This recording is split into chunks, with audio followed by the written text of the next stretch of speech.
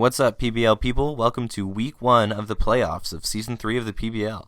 This is your coach of the Secret Garden Hoopas, Zach, here to commentate over my very first playoff battle in the league. Obviously, this being my first playoff match, I'm going to be a little bit nervous and I'm going to make some bad plays, but I think I can get through it. This match is going to be against Casey, who has a team I absolutely hate playing against. I had to do a lot of prep for Azumarill and Araquanid and the like, so hopefully my prep pays off and hopefully my playing doesn't ruin any of it. But without any further ado, we're going to go ahead and get into the match.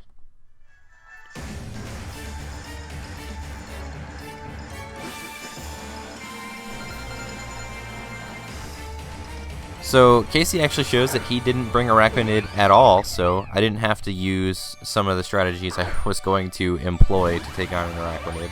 Instead, I can just freely lead off with my Mega Lopunny and kind of take it from there. So Mega Lopunny is going to be my lead, and he is going to switch out Fearing Fighting type move into his Nidoqueen. So Mega Lopunny is going to Mega Evolve, and I actually just go for a Fake Out to start scouting some sets. I can see what kind of sets he's running if I just throw out some damage. So here's the Fake Out, and we're gonna see that it does like exactly 25%, which tells me this is likely a bulkier Nidoqueen. It might have HP investment, so I don't expect this return to kill, but I also don't expect him to KO me with his own attacks. So Sludge Wave comes out, doesn't KO me, and I can just freely go for another return. Mega Lopunny is pretty low from that exchange, but I'm actually happy with that because Nidoqueen is gone. He has no more immunity to electric attacks, so I can continue to do my pivoting with Rotom that I like to do.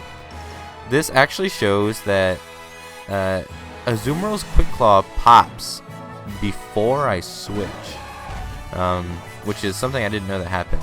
But it's also really interesting because it shows that his Azumarill is holding a Quick Claw. So one of the strategies I could have employed there was to just attack with my Mega Lopunny, and since his Quick Claw popped, he would have Belly Drum first, and my return actually might have KO'd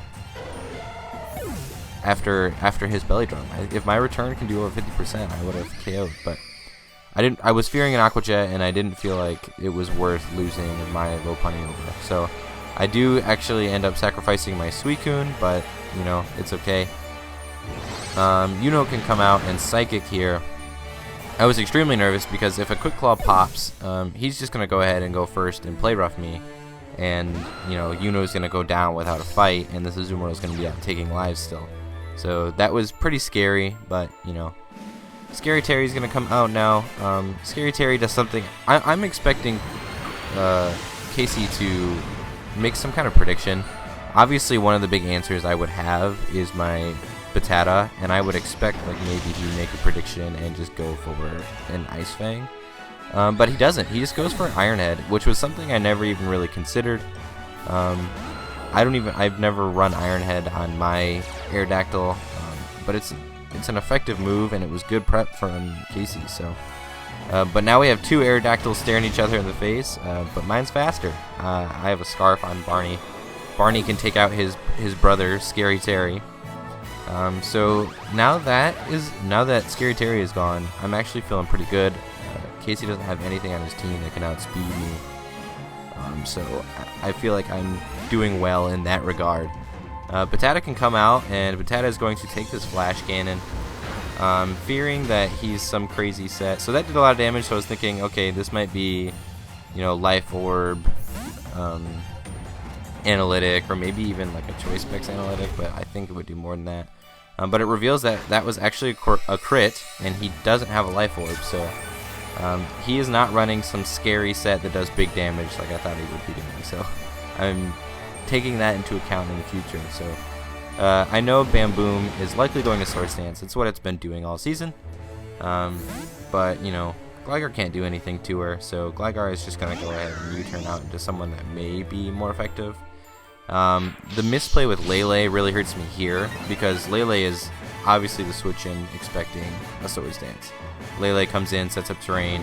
Pangoro can't do anything to Lele once terrain is up. I'm faster than the Pangoro, and he can't bullet punch me, but I have to work with what I have. I'm going to throw out an Overheat. and he's just going to knock me off. So that takes me all the way down to 0. But that's okay. I brought Pangoro down into chip range. Pangoro shows that she is also holding a life orb, so I can just go out in the 3Cs and fake out here. If Casey wanted to, he could go into someone else and kind of preserve Bam Boom. But I think he risked it and went for a bullet punch himself, maybe thinking I'd overpredict. But I'm just going to play with what's in front of me for this match. I take him out. That was a crit fake out, but I think we can all confidently say the crit didn't matter that time. Batata's just going to come out and see what this Spearmint wants to do. We're going to see a Giga Drain from Spearmint. It's going to do, not so much, so feeling okay there. Nasty Plot's going to get set up. Obviously, I'm not going to sit. I know Celebi gets Nasty Plot. I'm not going to sit here and let it set up for long, so the very first move I do is a U-turn to get some fat damage and bring in something that can take on Spearmint. Another mistake was letting Rotom go down, because Rotom was a good answer I had to Spearmint, but that U-turn did fat damage, and I'm pretty sure a fake out return combo from Mega Lopunny can take it out. The leftovers on Spearmint actually made me doubt it a little bit. I was a little scared, but you can see that this fake out actually does crit, and it does over 25%. It actually did like 30%.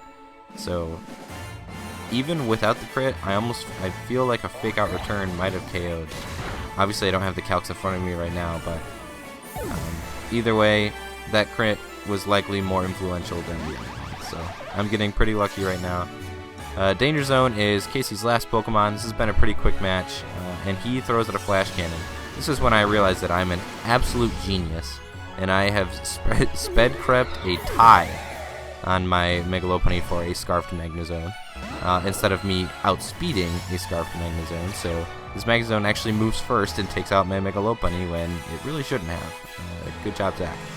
Anyway, Barney's going to come out. Barney's Scarf, so he's going to outspeed Danger Zone, and I'm just going to throw out an Earthquake, and Danger Zone's not taking an Earthquake. So I do end up taking this match 6-4. My first playoff match is in the books. Casey had some pretty interesting strats, and good plays all around, I'd say. But he and I were both picking our moves pretty quickly. I think we were moving at a very fast pace. Maybe we both could have done a little more thinking with our plays.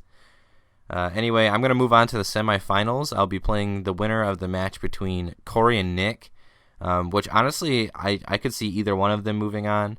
I think other people aren't giving Nick as much credit, but I think Nick could actually take that. Either way, I will either get my rematch against Corey, or I will get round 3 of Secret Garden versus Mount Silver. And we'll have to break that little tie that we have for this season. Either way, it'll be fun. Glad my first playoff match is in the books, and I at least finished 4th place. So I'll see you guys next week. Thanks for listening.